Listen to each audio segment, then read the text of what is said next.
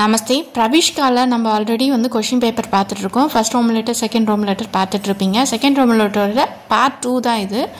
பே பண்ணி நீங்கள் உள்ளே வந்ததுக்கு ரொம்ப சந்தோஷம். ரொம்பவும் தேங்க்ஸு. இதில் வந்து பிரவிஷ்காவுடைய ஃபஸ்ட் பேப்பர் வந்து ஃபுல் வீடியோவும் நான் உங்களுக்கு வந்து இந்த மந்தில் அப்லோட் பண்ணுறேன். சரியா? பே பண்ணதுக்கு ரொம்பவும் நன்றி. கிளாஸ்க்குள்ளே போகலாம். தேர்ட் லெசனோட கவி பரீட்சை பாருங்கள். தின்கர் அவங்களோட தான் பார்க்க போகிறோம். ஃபஸ்ட்டு रामधारी सिंह दिनकर कवि परिचय। दिनकर जी का जन्म बिहार प्रांत के मुंगेरी। प्रविष्काल पेपर 1 थर्ड लेसनोட कवि परिचय பார்க்கலாம். रामधारी सिंह दिनकर कवि परिचय हिंदी। दिनकर जी का जन्म बिहार प्रांत के मुंगेरी जिले में स्थित श्यामारियागढ़ नामक स्थान में सन 1908 में हुआ। और அதாவது தின்கர்ஜியுடைய பர்த் வந்து 1908 பீகார் மாநிலத்தில் முங்கேர் அப்படின்ற ஒரு மாவட்டத்தில் சிமாரியாகாண்ட் அப்படின்ற இடத்துல நடந்தது அப்படின்னு சொல்கிறாங்க. First line. செகண்ட் லைன் பாருங்கள். செகண்ட் லைனில் राष्ट्र का स्वर आपकी कविताओं में जैसे मुखरित हुआ है वह अत्यंत दुर्बल है। ராஷ்டிரிய காஸ்வர் அப்படின்னா தேசத்துடைய அந்த சவுண்டு சத்தம், தேசப்பற்றோட ஒலி வந்து தங்களுடைய கவிதையில் ரொம்பவும் அதிகமாக வெளிப்பட்டிருக்கு. இது வந்து அத்தியந்த துர்பல் அப்படின்னா துர்பல் அப்படின்றது அத்தியந்த துர்பல் அப்படின்றது ஒரு அரிதான செயல் அப்படின்றது. மற்றவங்கள விட உங்களுக்கு நிறைய இருக்கு அரிதான செயல் அப்படின்னு சொல்கிறாங்க. நெக்ஸ்ட்டு தேர்ட் லைன் பாருங்கள். अपने युद्ध और शांति के समस्या को लेकर चिंता प्रधान प्रबंध काव्य का प्रणय किया है जो कुरुक्षेत्र नाम से विख्यात है அப்படின்னு சொல்றாங்க. अपना युद्ध और शांति அதாவது போரும் அமைதியும் அப்படின்ற டாப்பிக்கில் இந்த ப்ராப்ளம்ஸ் எல்லாம் வந்து சிந்தனை மிக்க ஒரு போயமாக நீங்கள் வந்து எழுதியிருக்கீங்க.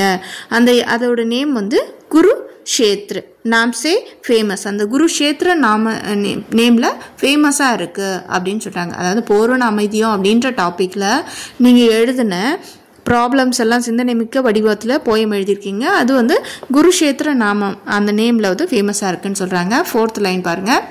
आपके अन्य प्रबंध काव्यों के रश्मिरति और ஊர்வசி உல்லேகன்ய. உங்களுடைய வேற மற்ற காவியங்கள் அப்படி நீண்ட காவியம் அப்படின்னா ரஷ்மிரதி ஊர்வசி அப்படின்றது குறிப்பிடத்தக்கவை, உல்லேகன்ய அப்படின்னா குறிப்பிடத்தக்கவை அப்படின்னு சொல்கிறாங்க. नेक्स्ट फिफ्थ लाइन பாருங்க. आपकी राष्ट्रीय भावना प्रधान कविताओं में हिमालय, नील कुसुम, इतिहास के आंसू आदि प्रस्तुत हैं. அவருடைய இதிகாஸ் இதெல்லாம் வந்து அவருடைய மற்ற தேசப்பற்று சார்ந்த கவிதைகள். என்னென்ன? ராஷ்டிரிய பாவனா அப்படின்னா தேசிய உணர்வை வெளிப்படுத்தின கவிதைகள், பிரதான அதை முக்கியத்துவப்படுத்துகிற கவிதைகள் அப்படின்னா ஹிமாலய், நீல் குசும், இதிகாஸ் கே ஆங்சு அது வந்து என்னது தேசபக்தியை முன்னாடி நிறுத்துகிற மாதிரியான கவிதைகள் அப்படின்னு சொல்கிறாங்க. சிக்ஸ்த் லைன் பாருங்கள். संस्कृति के 4 अध्याय मिट्टी के ओर, अर्धनारीश्वर आदि अपने आपके கிரந்த காவிய. அதாவது சமஸ்கிருதத்தில் வந்து 4 அத்தியாயங்கள் அப்படின்றது மண்ணை நோக்கி அப்படின்னா அர்த்தநாரீஸ்வரர் போன்ற உங்களோட சிறந்த நாவல்கள் கிரந்த அப்படின்னு சொல்கிறாங்க. இதெல்லாம் வந்து சிறந்த நாவல்ஸ் ப்ரோஸ் அப்படின்னு சொல்கிறாங்க. இதெல்லாம் வந்து இம்பார்ட்டண்டான ப்ரோஸ். அவ்வளோதான். 6 பாயிண்ட்ஸ் தான் இருக்குது. இதை மட்டுமே படிச்சிங்கன்னா ஈஸியாக 5 மார்க்ஸ் வாங்கிடலாம். நெக்ஸ்ட் லெசன் फोर्थ லெசன் பார்க்கலாமா? सुमित्रानंद पंत அவருடைய கவி பரீட்சை. भरत गीत कविता पंत जी की युगपद काव्य संग्रह से प्रस्तुत है. அதாவது பரத் கீத் அப்படின்றது இந்த நம்ம கொடுத்துருக்க போயம் வந்து எதுலேருந்து எடுக்கப்பட்டதுன்னா பந்துஜியோடைய யுகபத் அப்படின்ற அந்த டாப்பிக்லேருந்து அந்த காவியத்திலேருந்து ஒரு பார்ட்டாக அந்த ஒரு கலெக்ஷனாக வந்து இதில் வந்து கொடுத்துருக்காங்க. அதுலேருந்து தான் இதை எடுத்திருக்காங்க அப்படின்னு சொல்கிறாங்க. Next line. हिंदी साहित्य में छायावादी चेतना के 4 मुख्य स्तंभों में से सुमित्रानंद नंदन पंत जी भी एक है. ஹிந்தி ஷாயாவாதி அப்படின்ற ஒரு கொள்கை இருக்கு. இயற்கை அடிப்படையாக கொண்டதான் ஷாயாவாதி. ஸோ அதில் வந்து ஒரு முக்கியமான 4 பேர் இருக்காங்க. அவங்க தான் தூண் மாதிரி அப்படின்னு சொல்கிறாங்க. அதில் ஒரு முக்கியமான தூண் தான் இந்த சுமித்ரானந்த் பந்துஜி அவர்கள் அப்படின்னு சொல்கிறாங்க. சரியா? தேர்ட் லைன் பாருங்கள். प्रकृति के गोंद में आपके शैशव गुजरा और इसके प्रकृति की आपके कविता करने के प्राण मिली. அதாவது உங்களுடைய சைல்ட்ஹுட் வந்து இயற்கையோடைய மடியில் இருந்ததுனால அதில் கழிஞ்சதுனால அதில் வந்து நீங்கள் வந்து இருந்ததுனால கவிதை எழுதணும் அப்படின்ற உத்வேகம் வந்து அப்பயே உங்களுக்கு இயற்கையிலேருந்தே கிடச்சிருச்சு அப்படின்ற மாதிரி சொல்கிறாங்க. சரியா? आपको छायावाद तथा प्रगतिवाद के प्रवर्तकों में प्रमुख मानते हैं.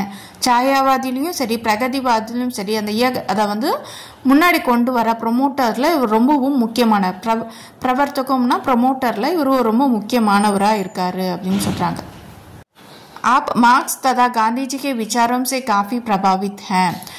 மார்க்ஸ் இருக்கார் இல்லையா, அவரும் காந்தி அவங்களுடைய கருத்துக்கள் வந்து இவர் வந்து என்ன பண்ணியிருக்காரு, ரொம்பவும் இம்ப்ரெஸ்ட் ஆகியிருக்காரு, இன்ஃப்ளூயன்ஸ் வந்து ஆயிருக்காரு, டீப்பாக வந்து இன்ஃப்ளூயன்ஸ் ஆயிருக்காரு அப்படின்னு சொல்கிறாங்க. பிரபாவித் அப்படின்னா இன்ஃப்ளூயன்ஸ், அவங்கள வச்சு நம்ம இன்ஃப்ளூயன்ஸ் ஆயிடுது.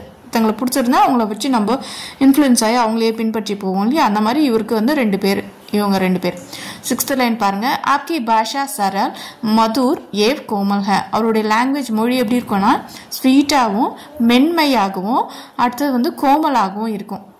மதுர்னா இனிமையாகவும், சரல்னா ஈஸியாகவும், கோமல்னா சாஃப்டாகவும் இருக்கும். அப்போ தானே ஒருத்தங்க வந்து படிக்கிறதுக்கு ஈஸியாக இருக்கும். ஒருத்தங்க ஹார்ட் வேர்ட்ஸாக யூஸ் பண்ணியிருந்தாங்கன்னா புரியாது, நம்ம அதை தேடுறதுக்கே டிக்ஷனரி வேணும். சாஃப்டாக பேசியிருந்தா, சிம்பிளாக பேசியிருந்தா நிறைய நம்ம வந்து அதை என்ன பண்ணுவோம், கேதர் பண்ணிப்போம், அப்சர்வ் பண்ணிப்போம். 7th லைன் பாருங்கள். ஷில்பி आपकी संस्कृत रचना है. ஷில்பி அப்படின்ற தலைப்பில் அவர் சமஸ்கிருதத்தில் ஒரு காம்போசிஷன் எழுதியிருக்காரு. சரியா? आपको चिदम्बर काव्य के लिए ज्ञानपीठ पुरस्कार प्राप्त हुआ. சிதம்பர் அப்படின்ற ஒரு கவிதையை எழுதியிருக்காரு, அதிலிருந்து இவருக்கு ஞானபீட விருது அதில் வாங்கினாராம். அந்த சிதம்பர் அப்படின்ற ஒரு கவிதையை அவர் காவியத்தை எழுதியிருக்கிறதுனால அதில் வந்து ஞானபீட அவார்டை அவர் கலெக்ட் பண்ணார், ரிசீவ் பண்ணார் அப்படின்னு சொல்கிறாங்க. कला और बूढ़ा चंद के लिए आपको साहित्य अकादमी पुरस्कार 1960 से सम्मानित किया गया. அதாவது கலா और बूढ़ा चंद அப்படின்ற கவிதை தொகுப்புலேருந்து நீங்கள் வந்து 1960ஆம் ஆண்டு சாகித்ய அகாதமி விருது பெற்றிருக்கீங்க அப்படின்னு சொல்கிறாங்க. कला और बूढ़ा चंद के लिए आपको साहित्य अकादमी पुरस्कार से सम्मानित किया गया அப்படின்னு சொல்கிறாங்க. இதோட 9 பாயிண்ட்ஸோட இந்த இது முடியுது. சரியா? நெக்ஸ்ட் கிளாஸில் நம்ம பார்க்கலாம். தன்யவாத்.